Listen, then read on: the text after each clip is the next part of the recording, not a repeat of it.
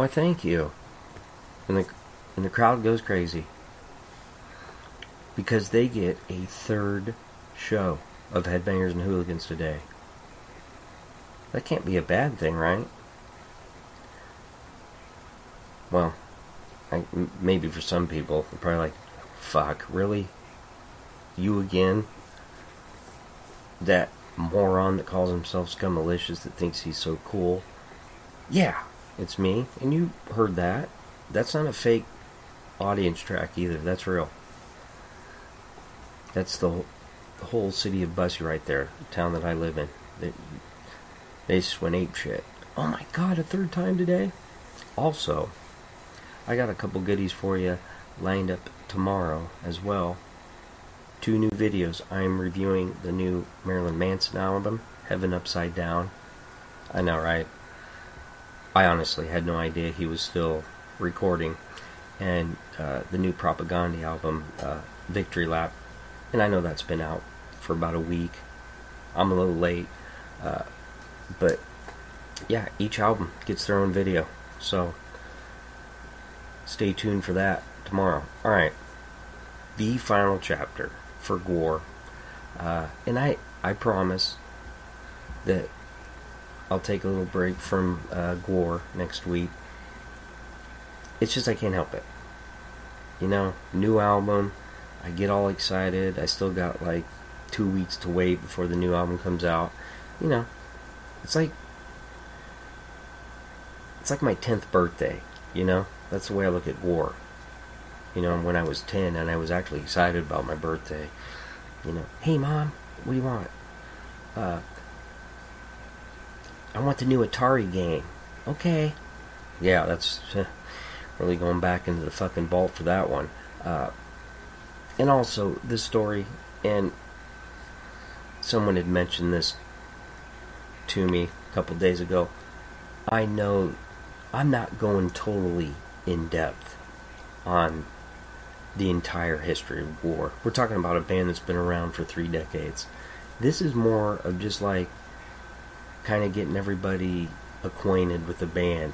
And, you know, I mean, there's also a reason for that, okay? Because honestly, there's 10 albums left in my top 50 all time. And I think you know what I'm going to say, right? Yes. I'm going to go in deep on a few albums. And so when I get to those, then I could talk more specifically about the albums themselves.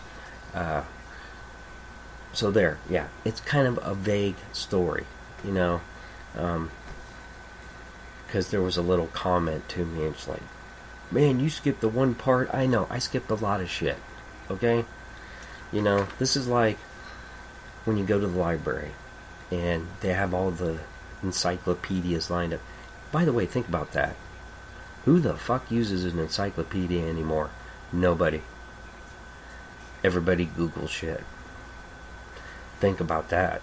You know, my cousin, this is a true story, she used to be all the way through. I'm not kidding. That is your walking Google right there. So actually, I had a search engine before there was a search engine. You know, hey cousin, what? You know, when did the first volcano erupt? She'd know shit like that. But anyway, my little story that I've done over this week, you know, it's like a comic book, right? You can go get the, you know, Gwar, the complete story, you know, and it's got like 6 encyclopedias attached to it. Or you can get the comic book, you know, for ages 1 through 7. That's me. You know, kind of like the way my brain functions, like a little kid. Alright, so where did we leave off? We left off at War Party. The violence has arrived, remember? War decided to get heavy again. And I don't want to say wimpy with We Kill Everything, because it's not a wimpy album. More musically heavy. You know, we want We want the Gwar where where's the, oh my goodness.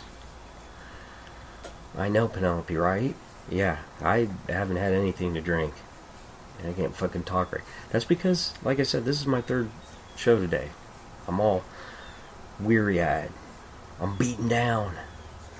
Penelope, quit beating on me, lady.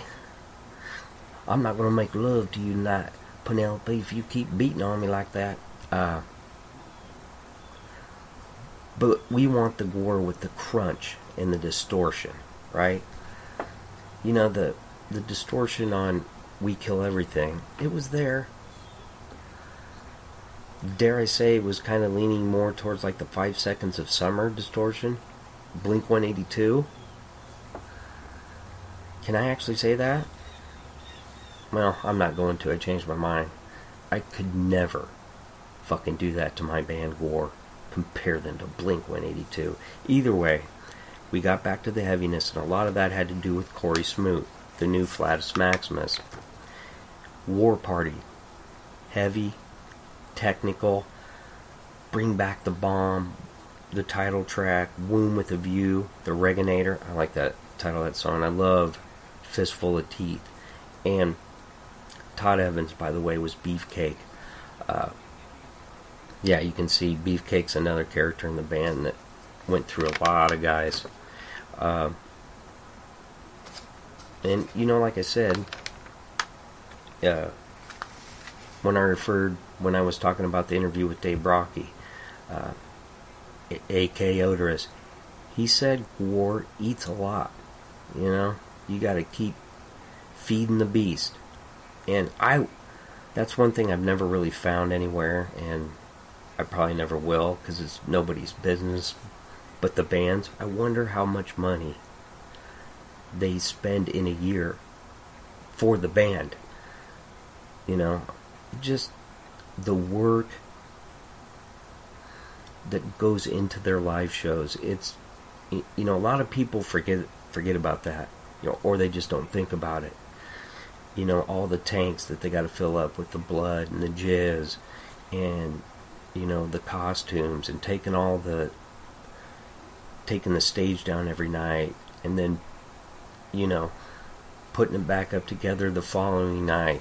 And that's where that's the stuff that people don't think about, you know. Well, you know, they're in a rock band. It's all partying and drugs and guys getting fucking laid. No, not for a lot of bands, you know. I mean, think about it. Gwar's been doing this for over 3 decades, and they're still hauling a lot of shit themselves. They ain't got a bunch of fucking guys doing their work for them.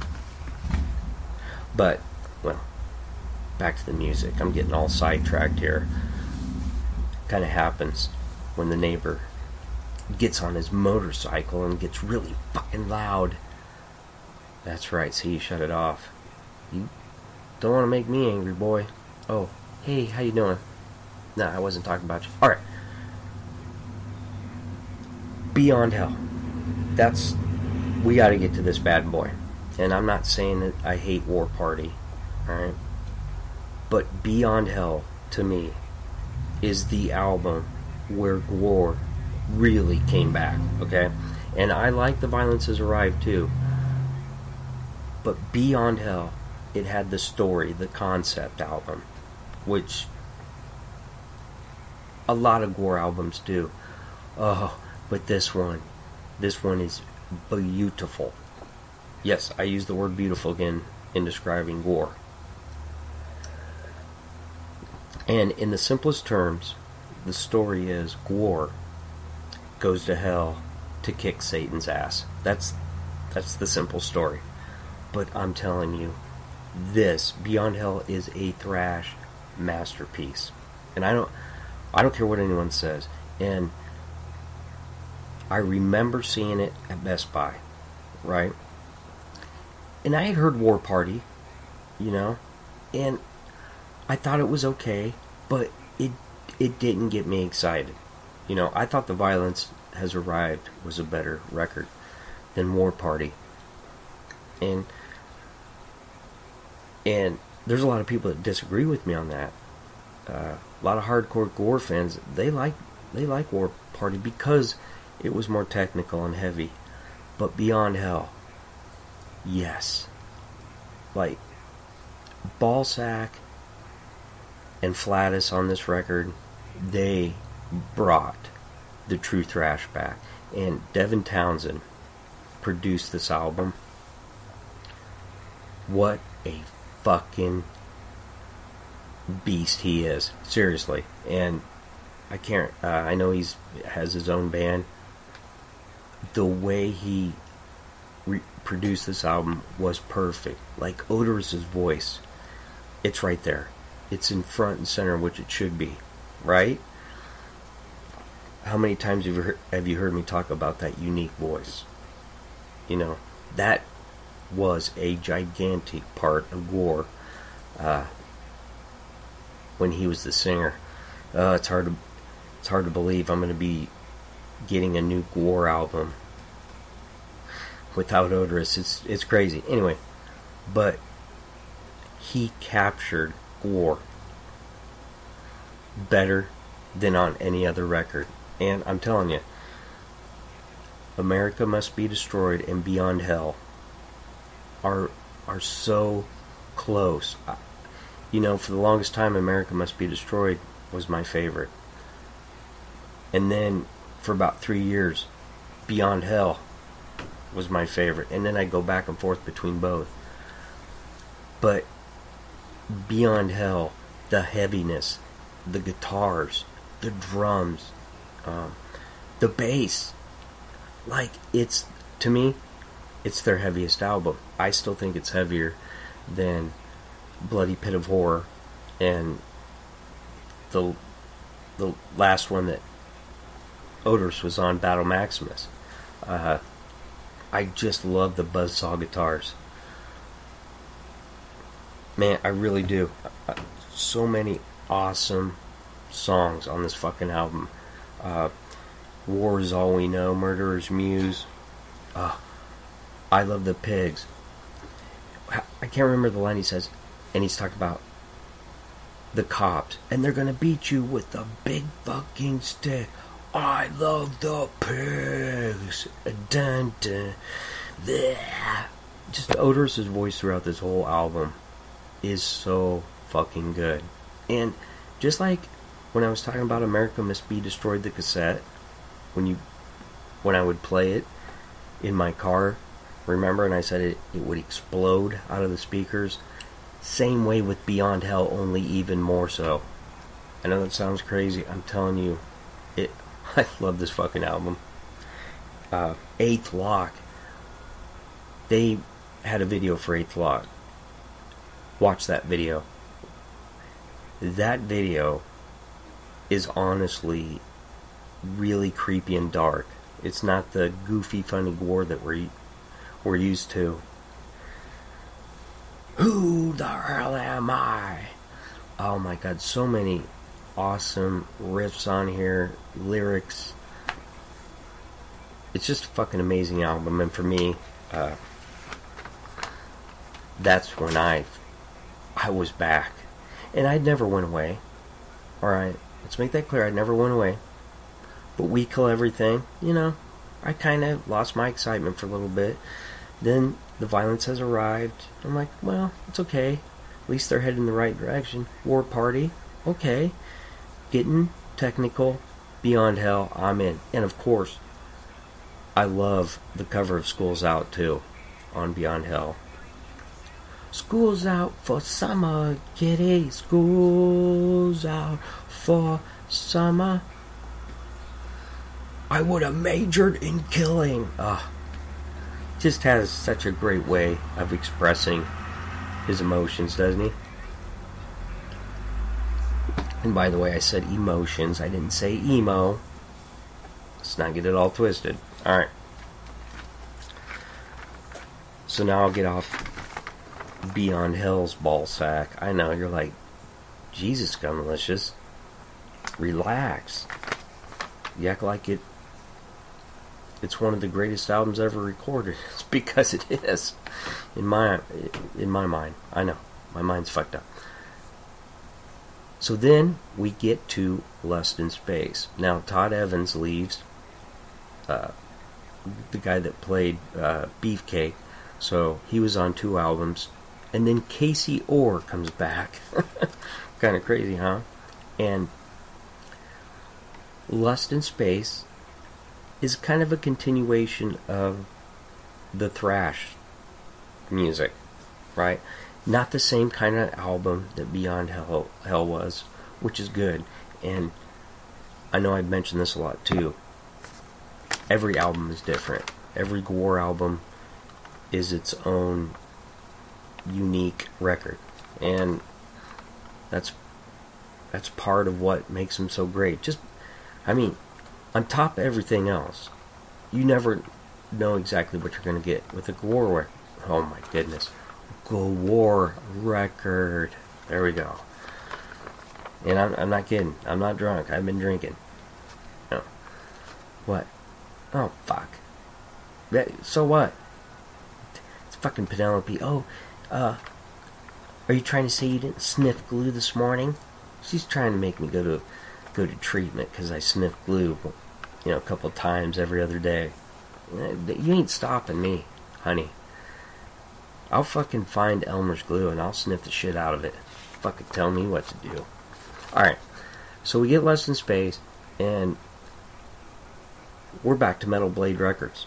I believe War Party and Beyond Hell, I don't remember the record label, but it wasn't Metal Blade. So, the triumphant return to Metal Blade, and Let Us Slay. Let me tell you something. Let Us Slay, to me, was the best song that they had recorded since The Violence Has Arrived with Immortal Corruptor. Not kidding. I know, I just went crazy for 5 minutes about Beyond Hell and all the songs on there.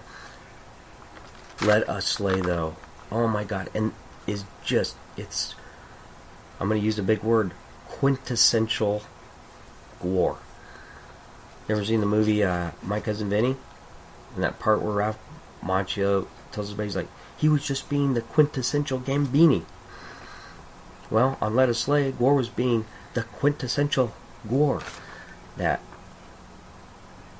beautiful. I love that. I love it when I use the word beautiful when I'm describing my favorite band. That beautiful thrash, Ballsack just fucking pounding it out like he always does, and Flatus delivering the perfect solo. And the video is really fucking good too. You got Odorous out there singing his ass off, and the Cuttlefish bouncing up and down, and, in all of his glory. Because the Cuttlefish, he likes the camera too. Right? He does. I also like the song Damnation Under God, and I really liked Where's Zog. Was it a good album? It was, but it was, for me personally, alright, Beyond Hell was, it wasn't close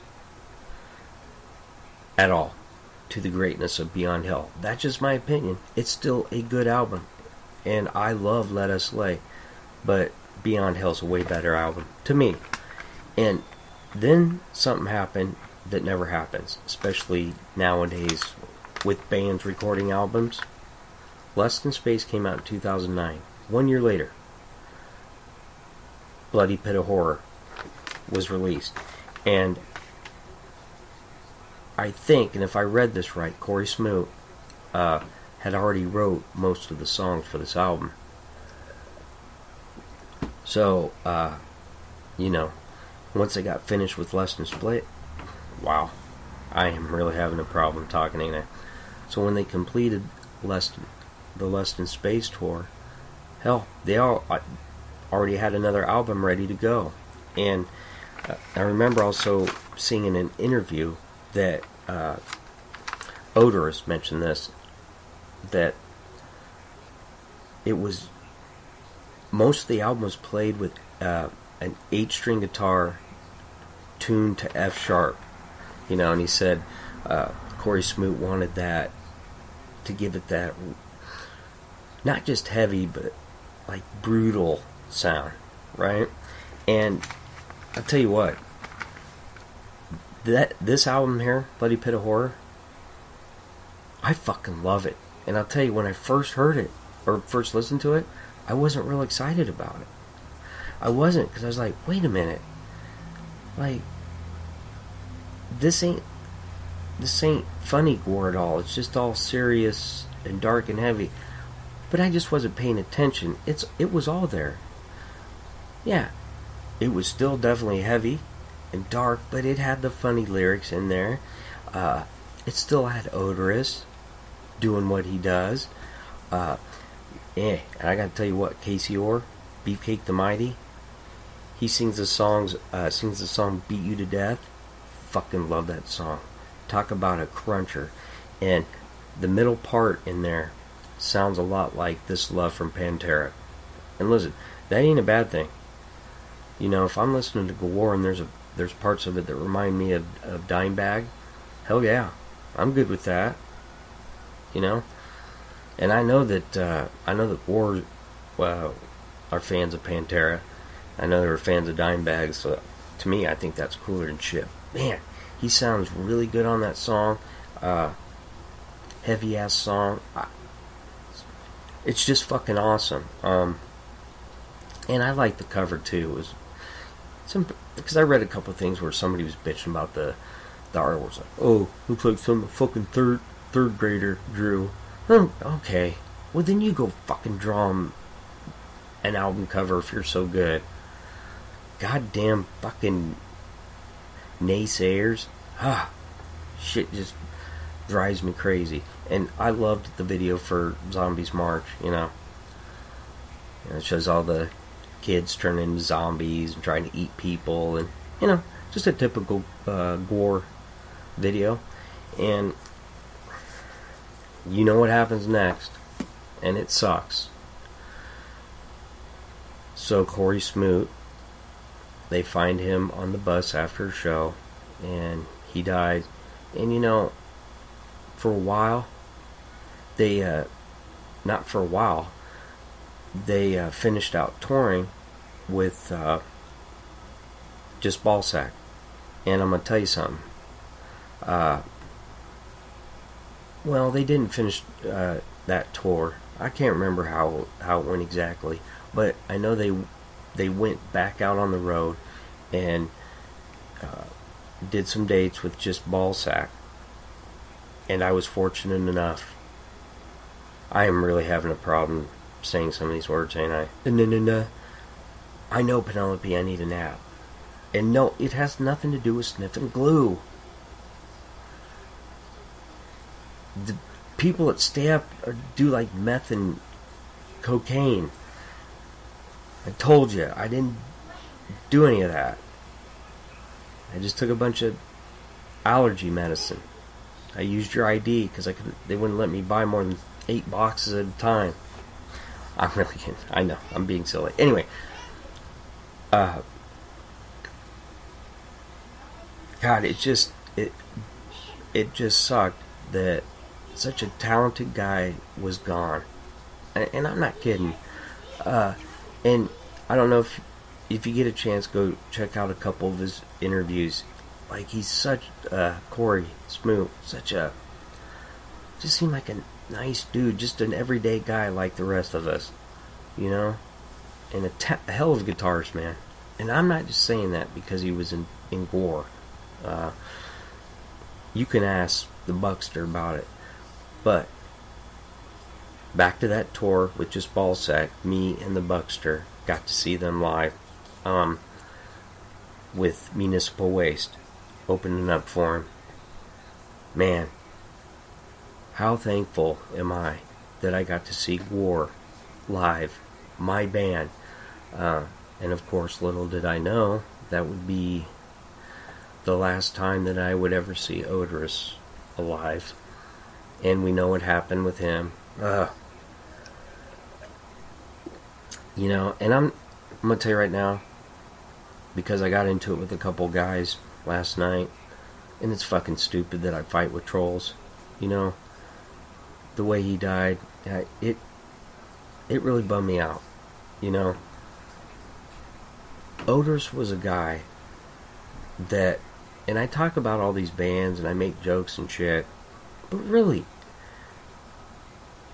the reason people connect with music so much is because they relate to it. It reminds me of something that happened in their lives, both good and bad.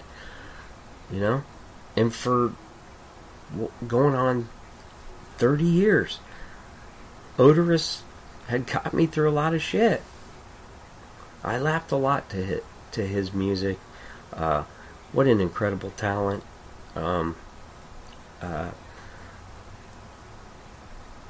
Just, yeah, it sucks.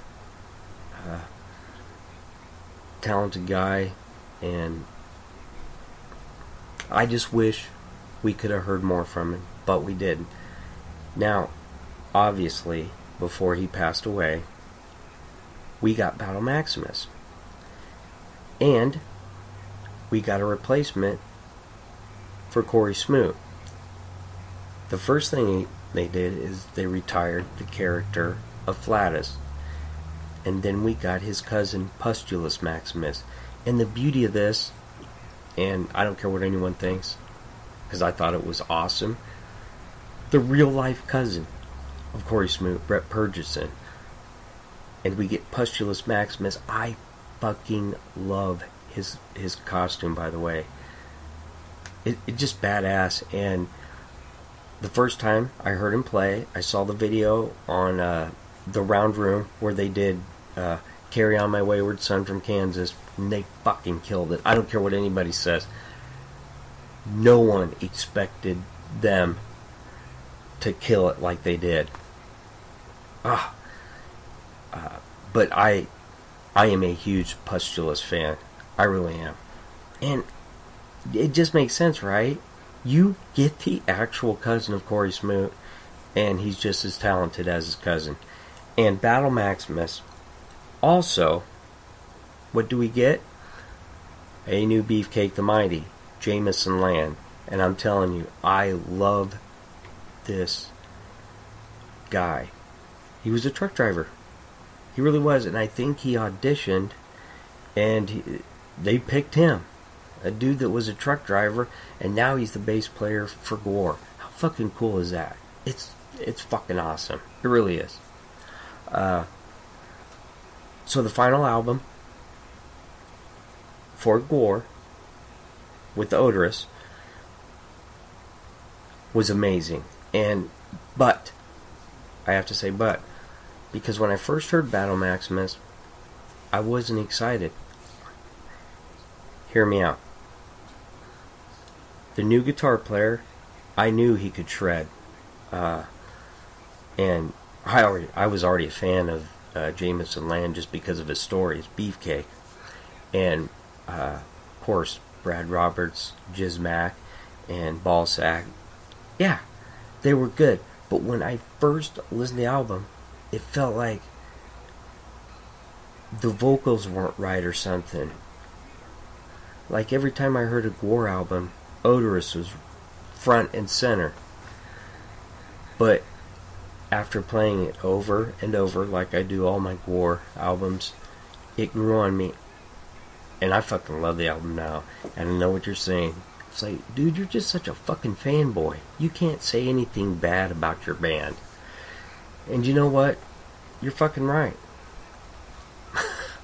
I really can't, but I'm just trying to be honest.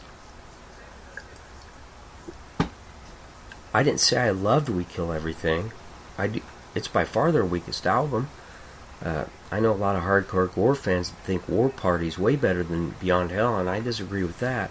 No, I don't think I'm a total fanboy, but yeah, I'm definitely like the goofy male cheerleader with pom-poms. Oh, Gwar, oh my god, for you. Oh, Otis, I love you so much. Oh my god, Otis, will you sign me? Sign me? Will you sign my shirt? Will you sign my big toe?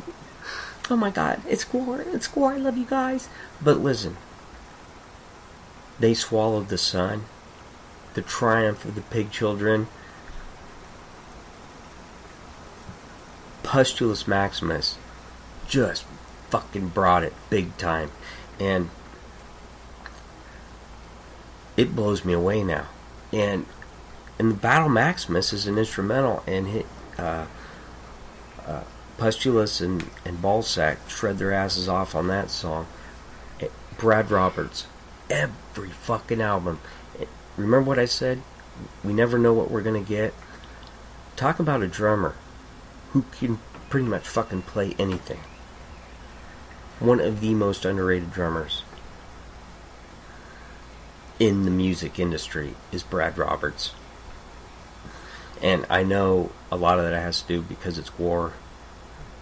Not a ton of people listen to him, and they just dismiss him as these bunch of sick, demented fuckers that shoot blood and jizz into the audience, and we all know there's more to him than that.